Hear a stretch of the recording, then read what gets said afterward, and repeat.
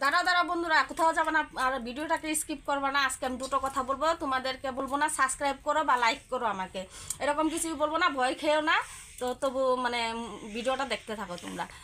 তাহলে দেখো, একটা সবচেয়ে বড় কথা কি, মানুষের তেলের মাথায় তেল দিতে ভালোবাসে কেন জানো? যার মাথায় মানে তেল আছে ওর অল্প তেলে হয়ে যাবে, সবাই জানে সেটা।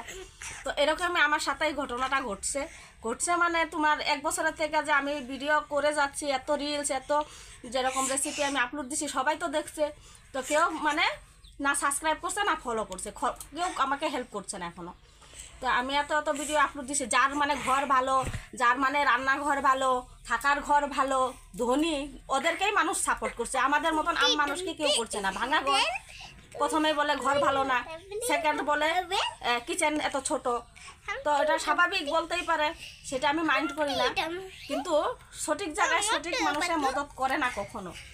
গরিবকে কেউ চোখে দেখে না, যারা ধনী ওদেরকেই উপরে উঠাবে। যারা গরিব মানুষে বলে না, পিঁপড়াকে মানুষের চেপতে ভালোবাসে, আর হাতিকে তো পারে না, কেন বড় জানোয়ার। তো সেটাই হলো কথা। তো এতটুকু বলার ছিল আমার, বুঝে নাও তোমরা এর মিনিংসটা কি।